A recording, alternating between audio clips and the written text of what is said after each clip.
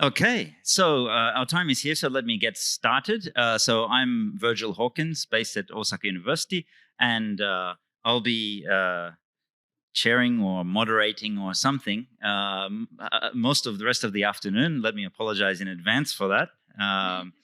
But we're definitely shifting gears from this morning. This is a very broad conference, so we have a lot of, as you saw, we have a lot of discussion and on the arts, on film, but we also have this news media component, and that's what we're getting to this afternoon. So definitely a shift in gears, and what we're talking about today is media for this next session is media and power in the Asia Pacific region.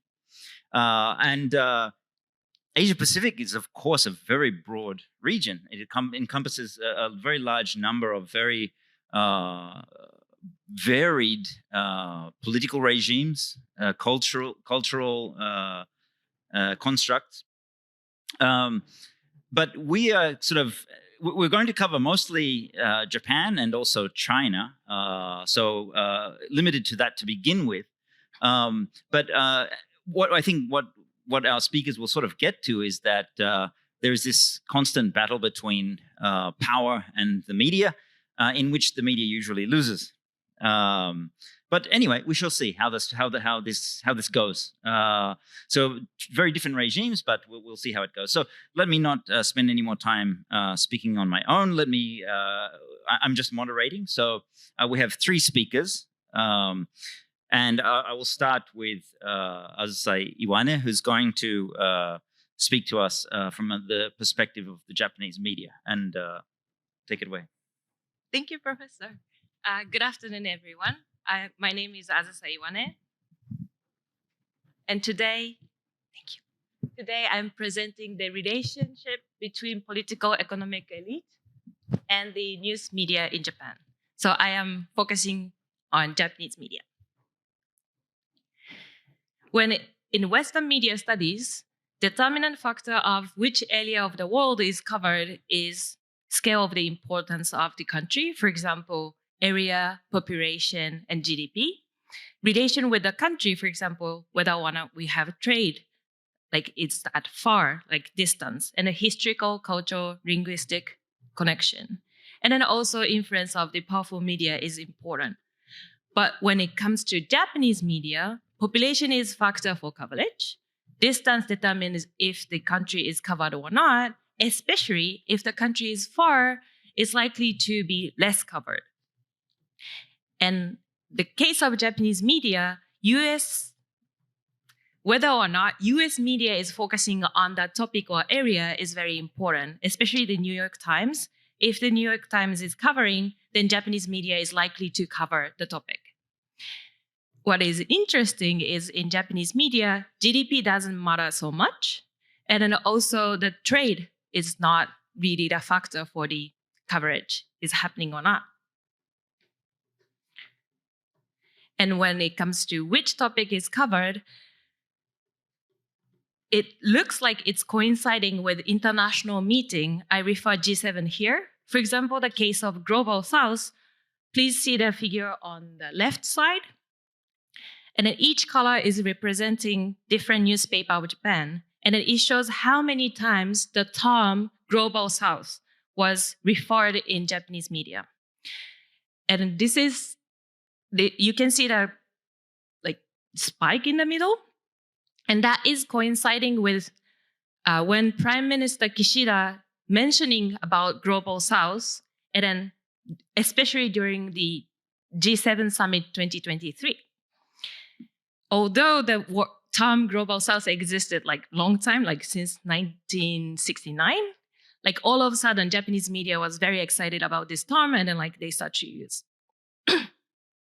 Similarly, for the plastic litter, which is the figure on the right side, and then the orange line shows how some of the number of headlines include plastic litter in Asahi Shimbun, Mainichi Shimbun, and Yomiuri Shimbun. Those are three big newspaper in Japan. And then as you may know, plastic litter issue exists like long time.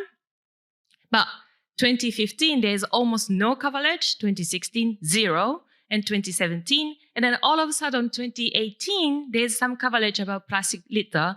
And then 2019, it spiked, and then a sudden drop on 2020. And 2018, what happened is G7 summit mentioned about plastic litter, and 2019, also G20 summit mentioned about plastic litter. And Japanese media was very excited about this and then started to cover. And then, but following years, it doesn't have much attention. So my assumption is,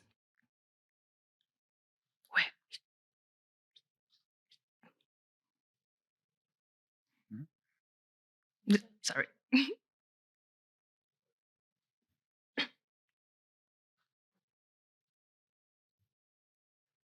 Thank you.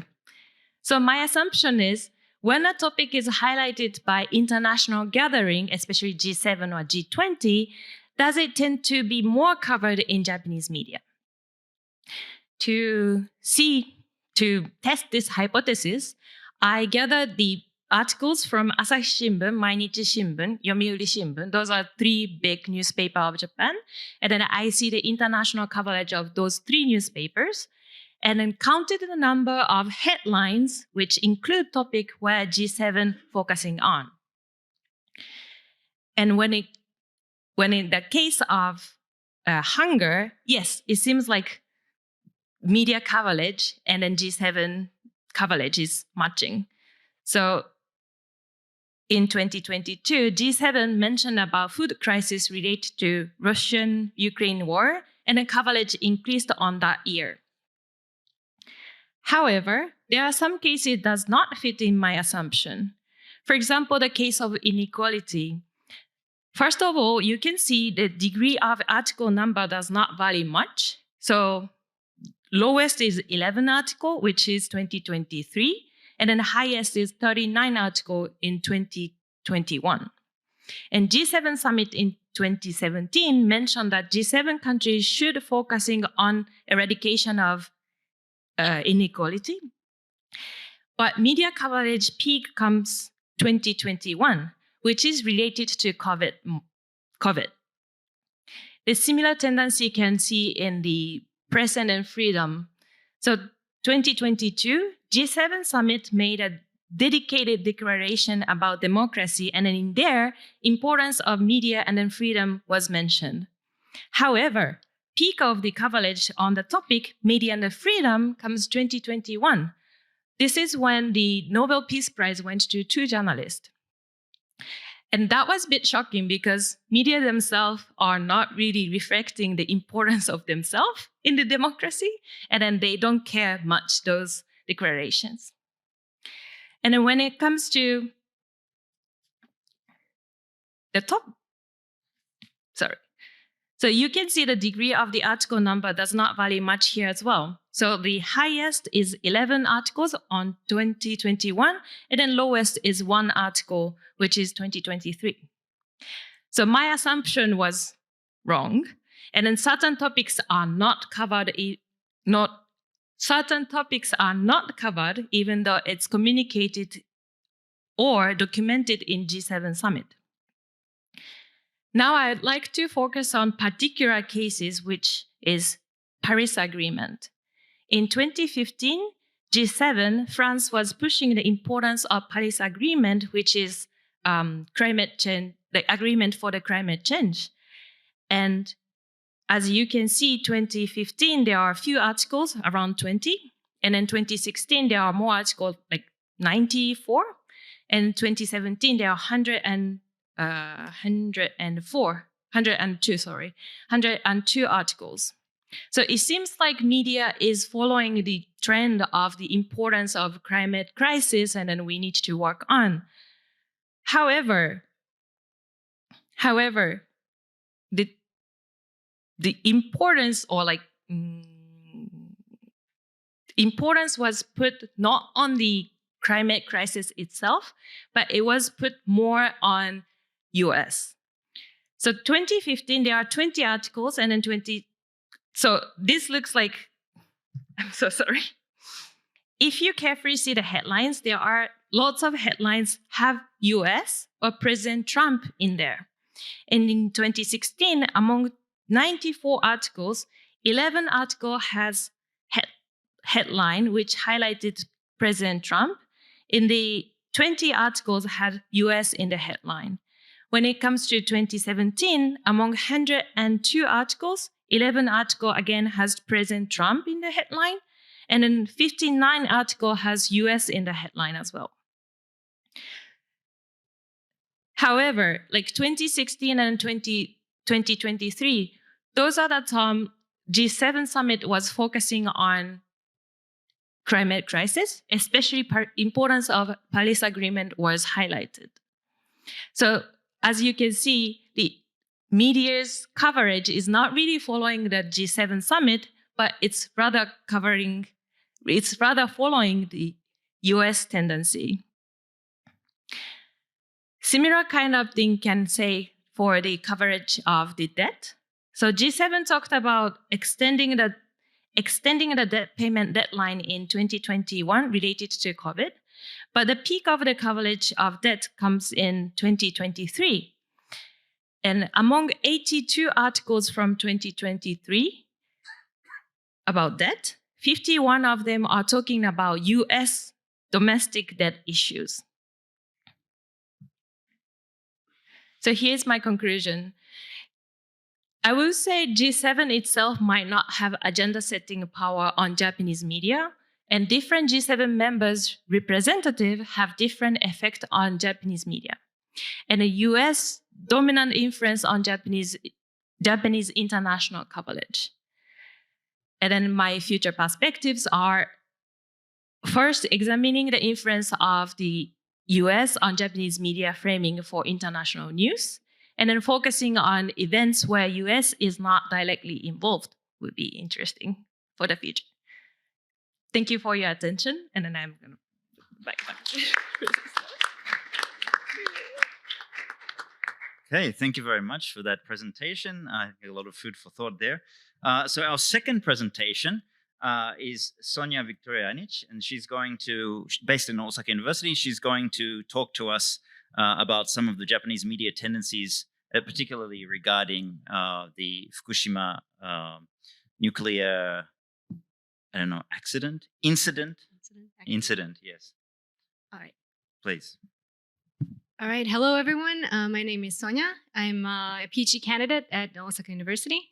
And today I would like to talk about whether the Japanese media is performing or does it perform its watchdog role.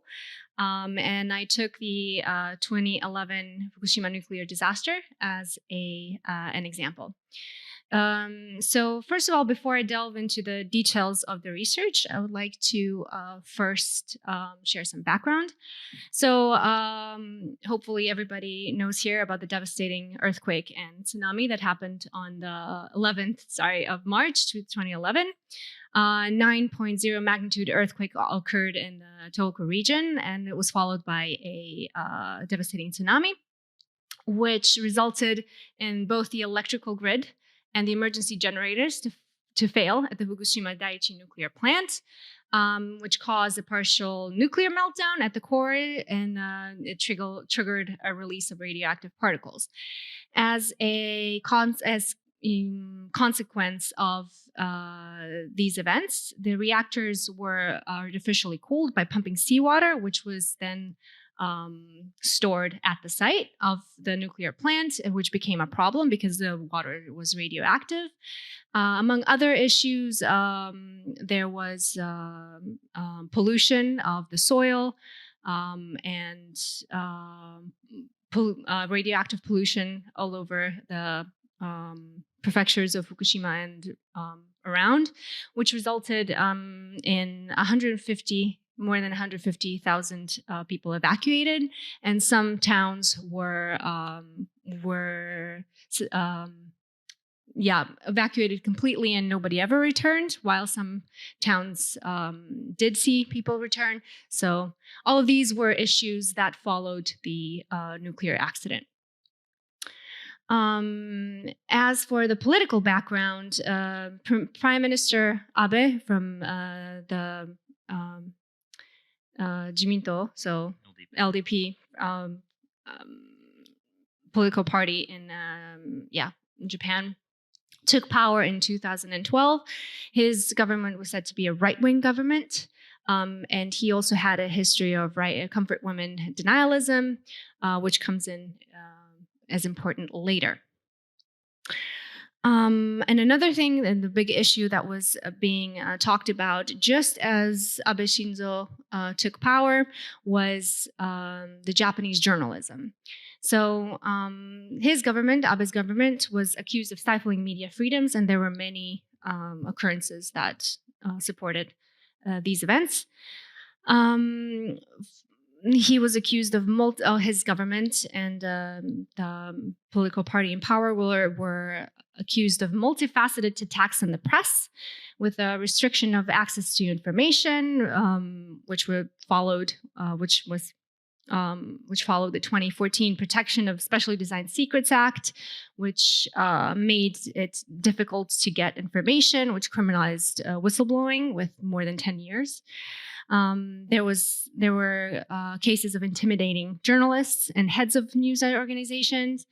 Then there were threats over what they called politically biased reporting. For example, the communication minister, Takaichi Sanae, threatened, in a way, mentioned that that the government was able to revoke licenses of broadcasters in 2016 if their reporting was deemed to be politically biased, which can be understood as a subtle threat.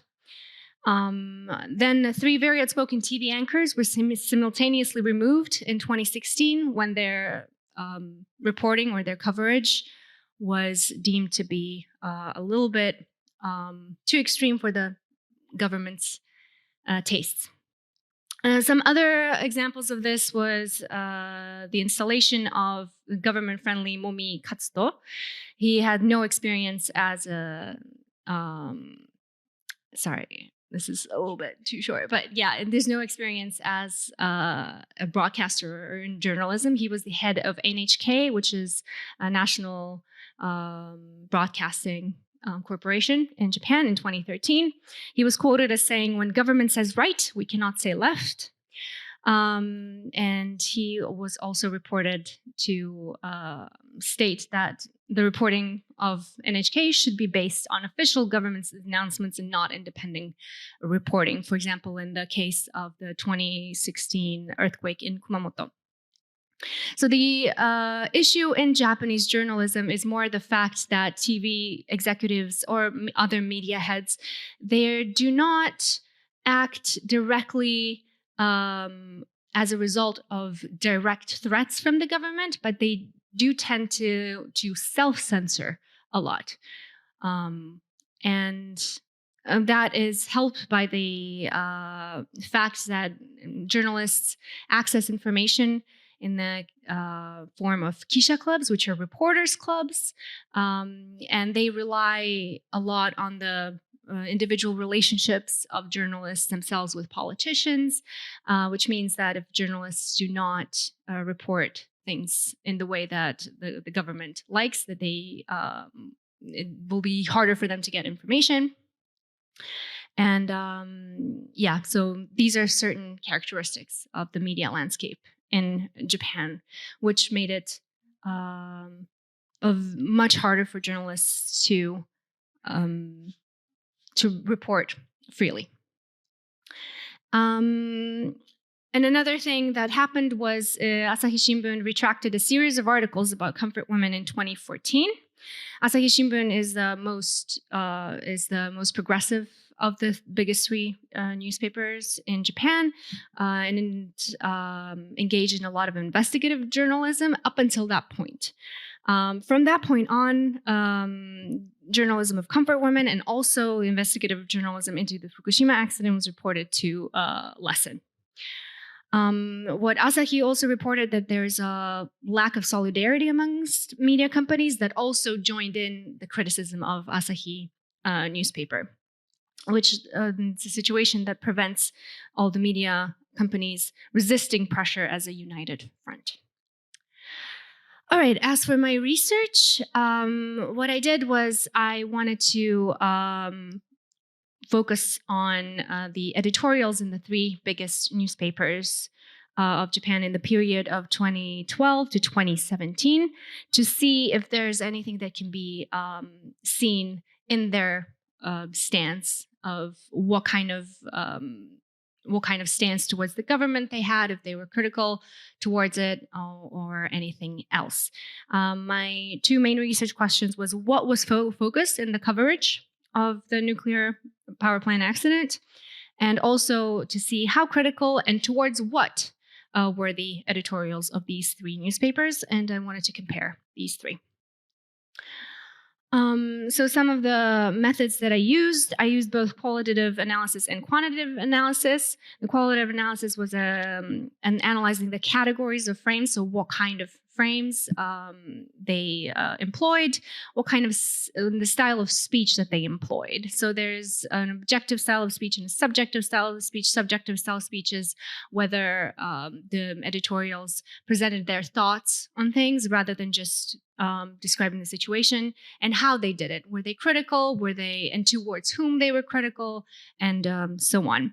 Only editorials that had the nuclear accident as the sole topic were included. There were four main frames: pollution, effects on people, current situation at the plant, that excluded the pollution, and TEPCO and the government. TEPCO was the company that owned the nuclear power plant. And some other details: editorials themselves were divided into frames, and specific sentences were divided into categories, or the style of speech that they employed. So as for the results, so I took some of the most important results. The research was much more detailed, but some of the pickups from here are, for example, what the newspapers were focused on. So Asahi Shimbun focused on TEPCO and the government and the current situation and the effective people, roughly in the same amounts. While Yomiuri Shimbun specifically focused on pollution and polluted water, while Mainichi Shimbun mostly focused on the current situation. So as for the specific details on what they focused on, as we can see in the Asahi, they focused on the cost of how much all of this was going to cost them, and the duty of and by second was duty of the government and the country, losses and trials, criticism of TEPCO, and so on. While in Yomiuri, we can see that it's disproportionately focused on the polluted water issue and how to get rid of the polluted water, which was actually very similar to Mainichi, but in Mainichi, we can see a little bit more of a variation in what they focused. Right. An interesting detail that was noticed was how, specifically in Asahi Shimbun, in the period of July to September of 2013, there were many specific sentences in the editorials that were demanding action, not as much criticism, but there were first many editorials that mentioned this, and second, there were many that were demanding action. There were many subjects of these sentences, so who they were talking to, that included the government, that included Prime Minister Abe by name. Compare that to 3 years later in 2016, when such sentences drastically lowered, and the subjects of these sentences mostly were not named. So none as just means that they just said this needs to be done without specifically naming who needs to do what, right? And we can see a drastic decrease in how engaged Asahi Shimbun was in these two time periods. So this is where I picked up this data. So here we see a spike from July to September in 2013, a spike in editorials that were dealing with this accident. And then it was not really many. There was one every month or two or three up until December 2016, when we have another uptick. But here we see that how Asahi Shimbun dealt with this situation was radically different.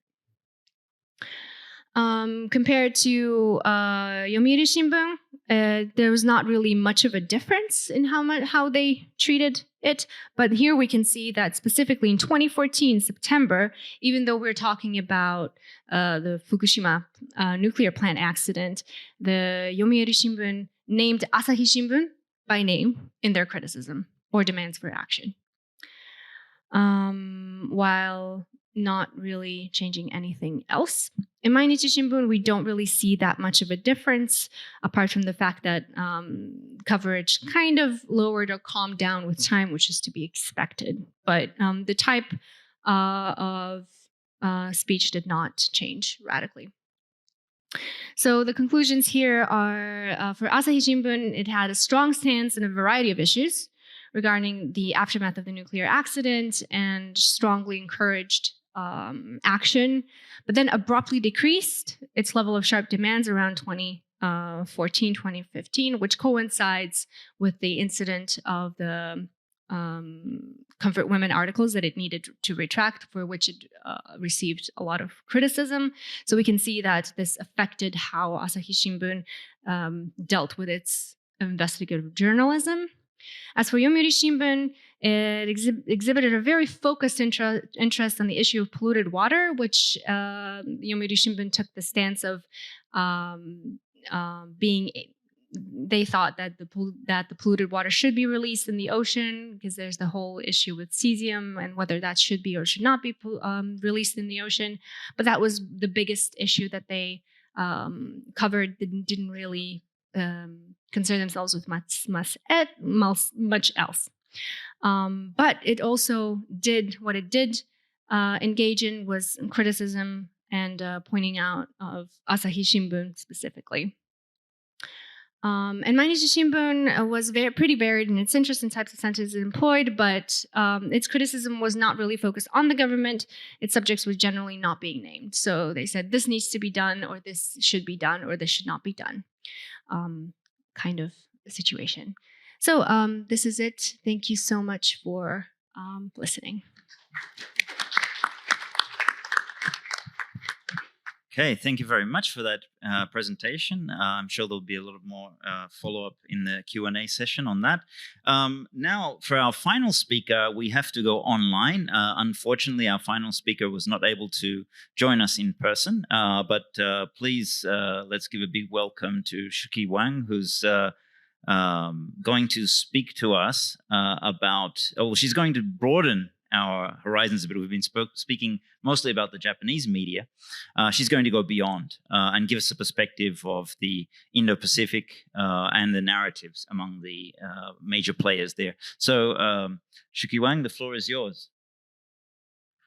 Okay, well, thank you very much. So can everyone see my slides? Yes, we can.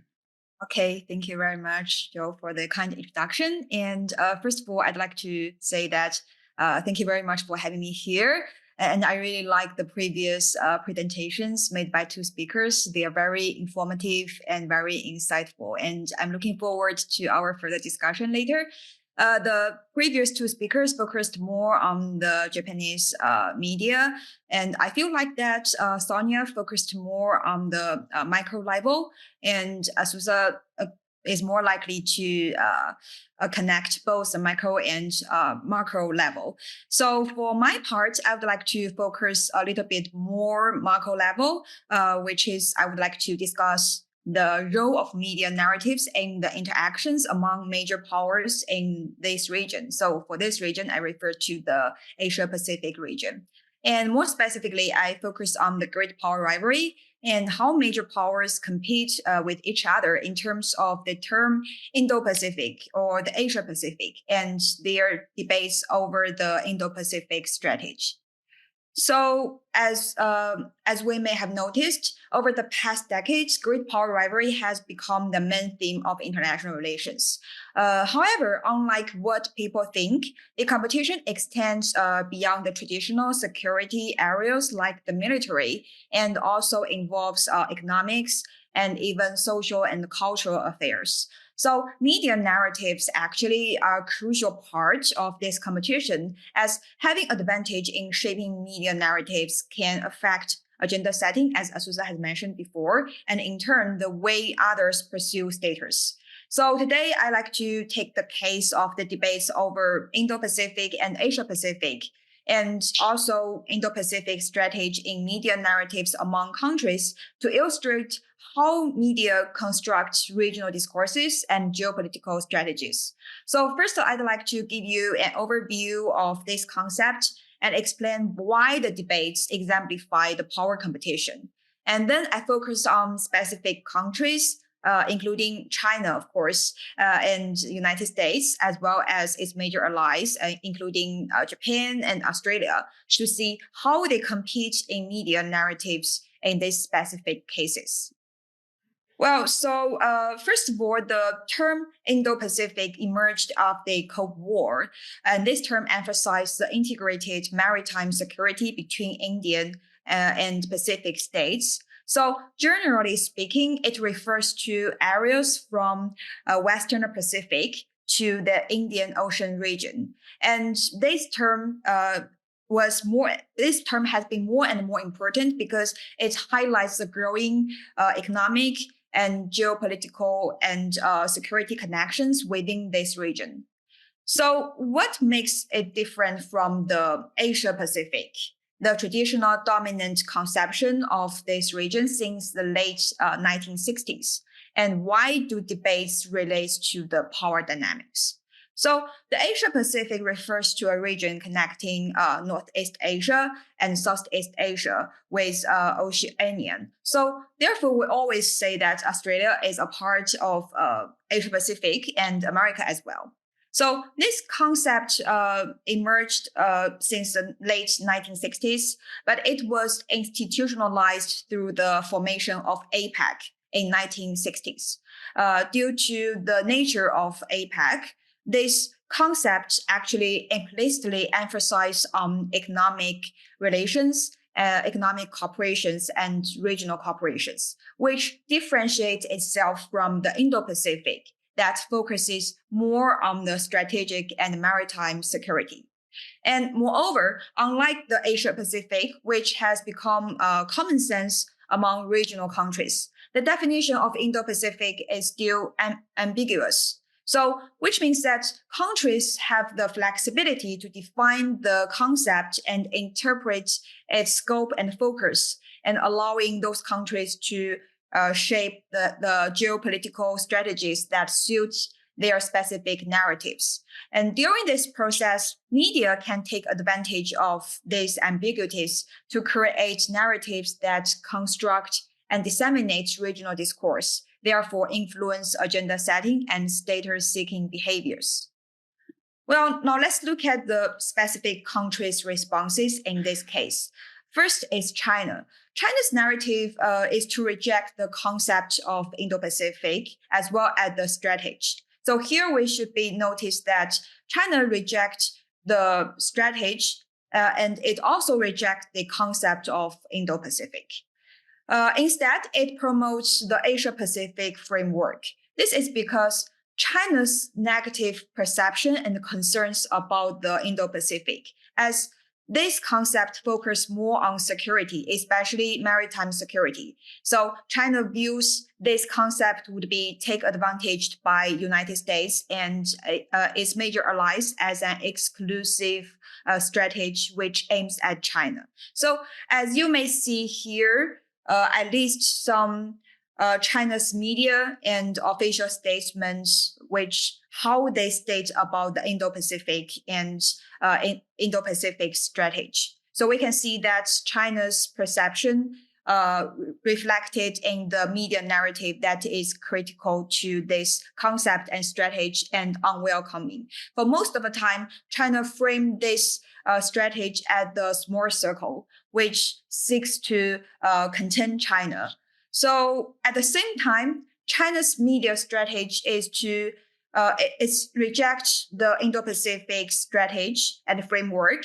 So its own media strategy is to promote an exclusive regional narrative with the Asia Pacific as at its center. However, in contrast, the United States and its allies' media narratives are totally different. So for one thing, they promote this concept, of course, both the concept and the strategy. And their vision are totally different from China. Or we should say that how they frame this narrative is totally different from China. China framed this narrative as the exclusive circle, but the United States and its major allies frame this narrative as the at the open and at the arena of a free and open order, with the United States and its allies as the guarantor of the regional stability. However, it is also worth discussing that even within this group, within the group of the United States, Japan, and Australia, the interpretations and focus of geopolitical vision of Indo-Pacific and frameworks vary. Let's look at more specific differences. As you may see from this table, there are 2 points that's worth mentioning. The first is that in addition to the US allies in the Asia-Pacific region, other non-regional countries like the European countries and non-US allies in this region, like the ASEAN, have accepted the Indo-Pacific concept, and they have proposed their own frameworks. So this indicates that the United States and its regional allies, here I refer to Japan and Australia, have gained an advantage in this narrative competition, as they have incorporated more countries in the region to accept and include the Indo-Pacific in their national strategic landscape. However, the differences in geopolitical scope, characteristics, and focuses also demonstrate that within this group, there are different interests and different visions. So in this sense, this may also lead to another round of competition in media narratives and strategic positioning, even within this group. Okay, so to make a very brief summary, how can we understand the role of media narratives in regional power dynamics and power competition from this specific case? So first, media narratives reflect countries' different interests, of course, and media narratives help frame and disseminate specific countries' regional versions and geopolitical objectives. And more specifically, for great powers like United States and China, those with greater influence are more likely to shape the agenda setting in this region, prioritize topics of geopolitical importance, and therefore gain the advantage in power rivalry by getting more followers. So this point actually makes me thought of what Asusa has mentioned in her conclusion part, is the U.S. influence on Japanese international news. So I think maybe we can have more discussions from this perspective. And for the middle powers like Japan and Australia, they can also use the media narratives to navigate power competition and thus affect the multi-faceted regional orders. So and during this process, we can see that more and more countries, they engaged in the discussion or the debates over the media narratives. So in this case, they are more likely to develop their own interpretations, therefore can contribute to the diverse geopolitical frameworks and shape public discourse on regional order. So here is one point that's worth noting. That is, I have mentioned that China actually oppose and reject the concept of Indo-Pacific, and which can be shown in China's official media as well as the non-official media. However, in the agreement with ASEAN on the Comprehensive Strategic Partnership Agreement, that was the first time China accepts ASEAN using Indo-Pacific in the agreement. So from this case, we can see that when more and more middle powers engaged in the media narratives, so their contributions or their participations in the debates may affect great powers' perceptions and their positionings in their original understandings. Okay, so back to the great power competition. from this perspective, and so far we can say that first of all, the divergent media narrative themselves are the product of the strategic competition between China and the US-led alliance for influence in this region. And we can see that for most of the time, the Indo-Pacific actually has dominated the region or has dominated the regional discourses. Okay, so I think I'm almost coming to the end. Lastly, I would like to say that in addition to the debate over Indo-Pacific, actually other initiatives like the BRI or the Quad have also involved in the narrative competitions, and media plays important roles in it. So, for example, I just want to mention one very small case. That is, I just read some research arguing that the reason soft support for Quad in South Korea has increased because it is now framed more as a forum of the alliance solitary, led by the United States, rather than the containment of China by the media. So that paper argues that due to the different media narratives, the public opinions within South Korea was affected, and so were the political attitudes. So I think this is also very worth discussing in the future.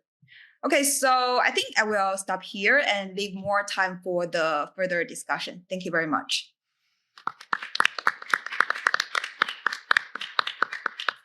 Okay, thank you very much for giving us a really good broad perspective, and also for expertly summarizing the different angles. I feel like it would be nice now to combine these and have a quantitative examination of the use of the term Indo-Pacific. I think that would be an interesting point of collaboration. Right. Before I take questions, I just wanted to say a quick word about this panel and how we got here. If you've looked at the program, I think you'll note that the panel discussion mentions this IFOR Global Fellows and IFOR Research Center. So from this year, IFOR has started this program involving global fellows, and two of those global fellows are on the panel today. So Azusa and Shuki are both IFOR Global Fellows. We have another one in the audience. I'm sure he'll make himself known later on. But this is also part of a collaboration between the Osaka School of International Public Policy, OSIP, at Osaka University, where I am based, and also where Sonia is based, and where Azusa was once based. So this is sort of a collaboration. So with these IFOR conferences, we come together, we speak, and then we sort of go our separate ways. We might come back for journals. We might see each other the next year. But this idea of having this research center is a way of trying to make something a little bit more permanent, a little bit more ongoing. And I think we would welcome future collaboration on this.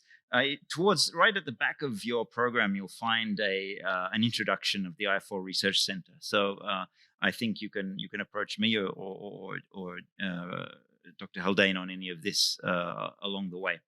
Okay, with that being said, let me now see if people have any questions or comments for any of our speakers. Please identify who you are directing your question to, and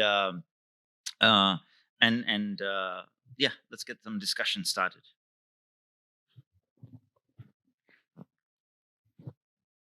All right, my name is Dr. Rendani Siponetanda from South Africa, University of South Africa. I think these topics are very exciting, and your presentation was very explicit. My question, which I want to direct to Sonia, Yes. I think I heard you saying that Abe's government was threatening journalism. Mm-hmm. And I think we all know that journalism has to happen within the confines of the law and policies. Mm-hmm. Now, what I want to know is whether that journalism was executed within that, and what probably would have been the reasons from the government to threaten the existence of journalism. I think that is very key. Yeah, that's all I needed to know from you. And thank you so much for the opportunity to raise this question. Right. I'm sorry, what's your first question again? And what I was saying is that we know that media or journalism has to happen within the parameters of the law or the policies, Right. which are often made by the government themselves. Now, if they were executing everything within the confines of the law, what do you think are the reasons of government to threaten the existence of journalism? Do you think they were abusing their power as the government, or the media itself might have violated the policies and laws that are there on them? So that's in a nutshell what I wanted to find out. Right. Okay. Thank you so much for that clarification. So I do not believe from what I've researched that the media has violated any kind of policies. What they did do is they did use their rights, which are supported by the Article 21 of the Constitution in Japan, to if I'm correct, of the freedom of the media. And what they did is they did criticize some of the things that the government would do. Some of it was satirical. Some of it was parody. So they would make fun of the certain things that the government would do. And there's a long history of that, actually, ever since the power of the media was restored to Japan during the occupation of the US, and there's a long history behind that. And that's something that they did engage in.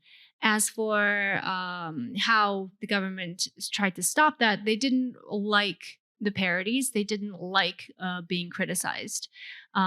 So what would happen is, especially with the cases of the three anchors that were removed, what they would do was they were outspoken about certain things that they didn't like that the government was doing. And what happened was some government officials had dinners with, according to the research, had dinners with the media executives that were the bosses of these TV anchors. And the next thing we know is that some pretty popular and famous anchors of the popular shows, for example, the Hodo station, were removed soon after.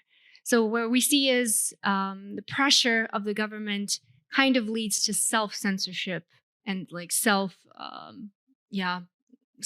silence of the media. So in that way, we can say that the government is overstepping in here.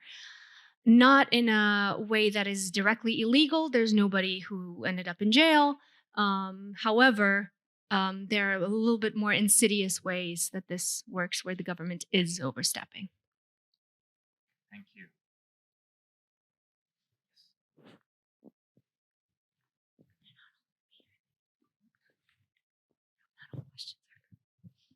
Yes, good afternoon. My name is Yudi Berbangseh. I'm from Indonesia, Universitas Atmaja Yogyakarta. My question is for Miss Sonia, still in Sonia,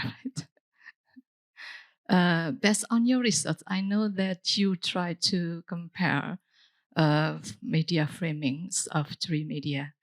And I know that there is a quite difference of the media framing of this media. But what I want to know is what the meaning of it. Mhm. Is there is something special with the media? For instance, the honor of the media or the cultures of the media or the characteristic of the media. Because if we're talking about the framings, we try to explain first about the characteristic of the media. Thank you. Right. Thank you for your question. So I think traditionally Asahi Shimbun is seen as more of a left-leaning newspaper, and the Yomiuri Shimbun is seen as more of the right-leaning newspaper, and that is something that and Mainichi is not really, is a little bit more centered. So we could kind of see that from my research specifically, that Asahi Shimbun was trying to further certain causes, especially the issue of the internally displaced persons by the accident. While Yomiuri Shimbun, as we could see, 40% of its editorials was focused on the issue of pollution and polluted water that was stored at the site. So the water is filtered, but there's still a certain amount of cesium in it. And there was a discussion whether cesium is poisonous or not, whether it should be released in the ocean or not, which is still a problem today, actually. And Yomiuri Shimbun was mostly focused on the fact that it's fine to release it and we should release it, and not really focusing on anything else. They did not really really criticize anyone that much, especially not the government.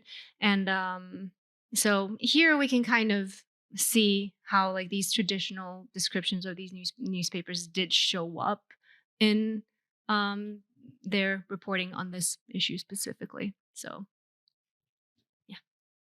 If you like to add? Yeah, maybe I can just add on, or maybe try to summarize. I think because she gave so much detail, it might be difficult if we weren't aware of what was happening at the time.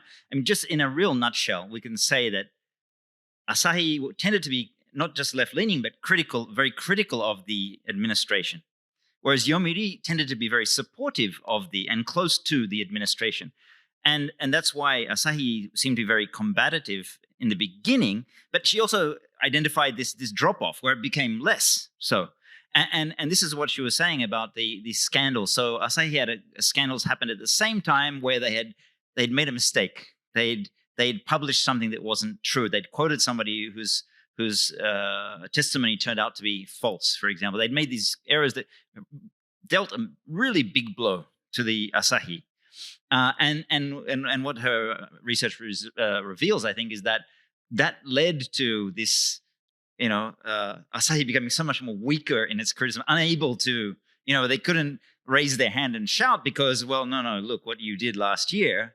And I think that's the big point, that Asahi found itself being brought into line, perhaps with the other papers that might have been more traditionally close to the government, I think.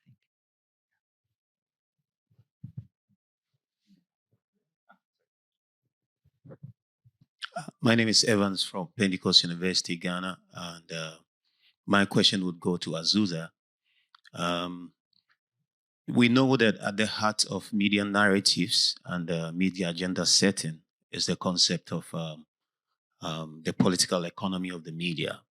We know that political economy is influenced by, the funding of the media, its ownership, and so on and so forth. So how the media is funded, how the media is owned, the ownership of the media within a sociocultural environment will also influence the narratives from the media. I wanted to ask if you looked into the media ownership and all of these circumstances as regards the Japanese media landscape, and what do you think is influencing the narratives? Thank you for your question. So for Japanese media, the important thing is sponsorship. So like Japanese media gets lots of money from different kinds of corporations. So based on that, like certain topics are not covered. For example, some scandals that Japanese company is having overseas is not covered. And then like, although foreign media is covering those scandals, Japanese media tends to ignore those scandals. So I would say sponsorship is one very important factor for Japanese media to set their agenda. I would also say access journalism is very important for Japanese media as well. As like Sonia was mentioning, there's a Kisha Club. Those are like a journalist group. And then like if you ask some controversial questions in those journalist club, you tend to be kicked out from this club. And then like you cannot have easy access to the information. So you tend to behave well in those Kisha Club. So that would be other determinants for what topics is covered and what is not. And sorry to add on, just one, because I think I have an interesting anecdote about this. We tend to think, and I think you're referring to the sort of manufacturing consent, sort of the propaganda model. We tend to think of this idea of sponsorship, like who's being financially sponsored and does that affect it or not? And of course it does. But I heard an interesting case from a journalist who was involved in this, who said that there was a program that was being made by a national broadcaster in Japan. I won't say which one, the national broadcaster. And they were doing a program about car manufacturing. And they were doing a story about some issues problems with the motor vehicle industry. And there was supposed to be some discussion of a major Japanese car manufacturing company. I won't say which one, but let's just say the largest car manufacturing. And the national broadcaster toned it all down and took out this mention, even though, of course, they have no financial, there's no financial, there's no sponsorship. This is the national broadcaster. And yet they wanted to protect their access to the sources in that company by not being critical of this company. So this is one of the other parts of the propaganda model, the idea of your information sources. And this was, I was, fascinated by this incident. Anyway, sorry, we have another question at the back. Well, thank you. I'm Yunus from Indonesia. So my question goes to Sonia. Right, your topic, your issue is very interesting because we have actually a similar issue on disaster communication or nuclear issue or environmental communication. So my question is there any cooperation between the newspapers, the media in Japan with scientists or science institutions in Japan to educate or to eradicate the aftermath of the nuclear disaster? And if we talk about science communication, so it is what science communication means. It is what science communication is for, for educating people and also for for deepening the misunderstanding among people, especially in Japan, because Japan is very reluctant to, natural disasters, including nuclear disasters, right? So I think the main point is the role of science communication itself. So that's why I would like to know if there is a kind of cooperation between the media and also the scientists in, based on your research. Thank you very much. Thank you for your question. This is a very interesting, very specialized question.